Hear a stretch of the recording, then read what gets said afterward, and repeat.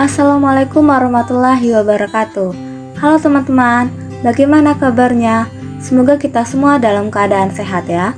Perkenalkan, kami dari kelompok 5 mata kuliah perpajakan. Di sini kami membahas mengenai rekonsiliasi fiskal yang beranggotakan Cynthia Wulandari, Anissa Utami, Evi Sirmeilansyah, Anastasia Beta, dan Regita Fitri. Rekonsiliasi fiskal. Penyusunan laporan keuangan sudah diatur dalam bentuk standar akuntansi keuangan yang bertujuan agar kualitas laporan keuangan bisa dipertanggungjawabkan. Standar akuntansi keuangan hanya memberikan pedoman dalam menyusun laporan keuangan komersial dan tidak secara spesifik mengatur perlakuan akuntansi yang berkaitan dengan peraturan perundangan perpajakan. Itulah diperlukannya rekonsiliasi pajak. A. Rekonsiliasi pendapatan fiskal laba komersial. Yang pertama, penyesuaian fiskal positif. Penyesuaian fiskal positif akan menyebabkan jumlah penghasilan menjadi lebih besar, sehingga menaikkan pajak terutang. Hal ini timbul akibat biaya-biaya yang dalam laporan keuangan komersial diakui, tetapi tidak diakui secara fiskal.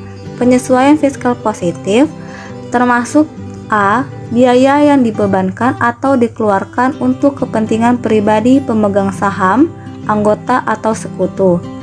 B. Pembentukan atau pemupukan dana cadangan lain dari yang diperbolehkan menurut peraturan perundangan perpajakan. C. Penggantian atau imbalan sehubungan dengan pekerjaan atau jasa dalam bentuk natura dan kenikmatan. D.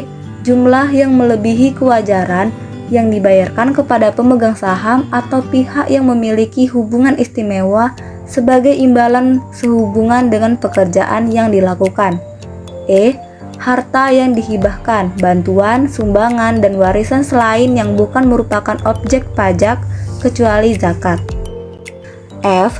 PPh termasuk PPh yang ditanggung. G. Gaji yang dibayarkan kepada anggota persekutuan, firma, atau perseroan, komanditer yang modalnya tidak terbagi atas saham. H. Sanksi administrasi berupa bunga, denda, dan kenaikan serta sanksi pidana berupa yang berkenaan dengan pelaksanaan perundangan di bidang perpajakan. I. Selisih penyusutan komersial di atas penyusutan fiskal. J. Selisih amortisasi komersial di atas penyusunan fiskal. K. Biaya yang ditangguhkan pengakuannya. Dan L. Penyesuaian fiskal positif lainnya seperti biaya entertainment, biaya tidak ada bukti, biaya promosi tidak sesuai ketentuan, biaya yang berkenaan dengan pajak bersifat final, PPh yang ditanggung pemberi, kerugian harta yang tidak digunakan dalam usaha, pajak masukan yang tidak dapat dikreditkan sesuai peraturan, dan rugi usaha. Yang kedua, penyesuaian fiskal negatif. Penyesuaian fiskal negatif akan menyebabkan jumlah penghasilan menjadi lebih kecil, sehingga pajak terutang pun menjadi lebih kecil. Penyesuaian fiskal negatif termasuk A. Selisih penyusutan komersial di bawah penyusutan fiskal. B. Selisih amortisasi komersial di bawah penyusutan fiskal. C. Penghasilan yang ditangguhkan pengakuannya. Dan D. Penyesuaian fiskal negatif lain seperti laba penjualan aset tetap berupa tanah atau bangunan dan laba penjualan saham yang diperdagangkan di bursa efek.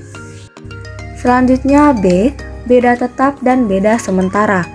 Pertama, beda tetap atau beda permanen. Beda tetap atau beda permanen merupakan penghasilan dan biaya yang diakui menurut akuntansi atau laporan keuangan komersial tetapi tidak diakui secara fiskal. Contoh dalam hal biaya yaitu ada biaya pajak penghasilan, biaya sumbangan, dan biaya sanksi perpajakan.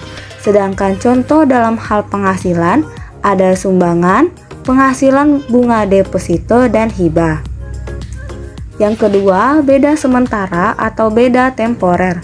Beda sementara atau beda temporer merupakan penghasilan dan biaya yang diakui oleh akuntansi atau laporan keuangan komersial dan fiskal namun dalam kurun waktu yang berbeda. Contoh dalam hal biaya ada biaya sewa dan biaya penyusutan. Sedangkan contoh dalam hal penghasilan ada pendapatan lebih selisih kurs. Kemudian C. Perhitungan utang pajak. Pertama, penghasilan kena pajak. Penghasilan kena pajak atau PKP diperoleh setelah melakukan perhitungan dari laba bersih sesuai laporan keuangan komersial dikurangi penghasilan yang telah dikenakan PPh final, dikurangi penghasilan yang bukan merupakan objek pajak, ditambah dengan koreksi fiskal positif, dikurangi koreksi fiskal negatif, dikurangi kompensasi kerugian. Hasil dari perhitungan tersebut dibulatkan dalam ribuan penuh ke bawah. Yang kedua, tarif pajak. PPh badan dihitung berdasarkan tarif Undang-Undang PPh pasal 17 dikalikan dengan penghasilan neto setelah dikurangi dengan kompensasi kerugian. Besarnya pajak yang dapat dikreditkan di Indonesia setelah adanya pengembalian atau pengurangan PPh yang dibayar atau dipotong atau terutang di luar negeri sebagaimana telah diatur dalam pasal 24 ayat 5 Undang-Undang PPh. D. Kredit pajak. Kredit pajak merupakan pengurang PPh terutang yang merupakan D. Kredit pajak. Kredit pajak merupakan pengurang PPh terutang yang merupakan uang muka pajak berupa PPh yang dipungut oleh pihak lain. Yang pertama, PPh pasal 22. Menurut Undang-Undang Nomor 36 Tahun 2008, PPh pasal 22 adalah bentuk pemotongan atau pemungutan pajak yang dilakukan satu pihak terhadap wajib pajak dan berkaitan dengan kegiatan perdagangan barang.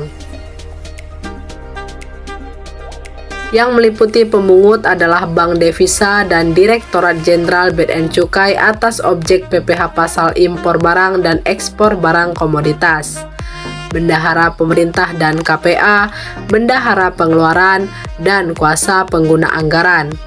Sedangkan objek dan tarif adalah atas impor, atas ekspor komoditas tambang batubara, mineral, logam, dan mineral non-logam, atas pembelian barang, atas penjualan bahan bakar minyak, atas penjualan hasil produksi kepada distribusi di dalam negeri, dan atas penjualan kendaraan bermotor dalam negeri. Yang kedua adalah pajak PPh pasal 23. Kredit pajak PPh pasal 23 adalah jumlah PPh yang telah dipotong dalam tahun pajak yang bersangkutan oleh penolong PPh pasal 23 atas penghasilan berupa dividen, bunga, dan jasa lain yang ditentukan oleh Direktur Jenderal Pajak, kecuali pemotongan PPh yang bersifat final, yang meliputi pemotong dan objek serta tarif pajak. Yang ketiga adalah PPh pasal 24. Berdasarkan ketentuan Undang-Undang Pajak Penghasilan pasal 24 yang dibayar atau terutang di luar negeri atas penghasilan tersebut dapat dikreditkan terhadap PPh yang terutang di Indonesia. Yang keempat adalah PPh dibayar dalam tahun berjalan. Kredit pajak PPh pasal 23 adalah jumlah PPh yang telah dipotong dalam tahun pajak yang bersangkutan oleh penolong PPh pada pasal 23 atas penghasilan berupa dividen, bunga, dan jasa lain yang ditentukan oleh Direktur Jenderal Pajak, kecuali pemotongan PPh yang bersifat final, yang meliputi pemotong, objek, dan tarif pajak. Akhir tahun pajak atau penghitungan PPB kurang atau lebih dibayar. Apabila pajak yang terutang untuk 1 tahun pajak ternyata lebih besar daripada kredit pajak, maka SPT tahunan PPh badan menunjukkan kurang bayar. Kekurangan pembayaran pajak yang terutang ini harus dilunasi sebelum SPT tahunan PPh badan disampaikan. Sedangkan apabila jumlah pajak yang terutang untuk 1 tahun pajak ternyata lebih kecil daripada jumlah kredit pajaknya, maka SPT tahunan PPh badan menunjukkan lebih bayar. Atas kelebihan pembayaran ini, wajib pajak boleh mengajukan permohonan restitusi. Demikian hasil diskusi kelompok 5. Terima kasih dan wassalamualaikum warahmatullahi wabarakatuh.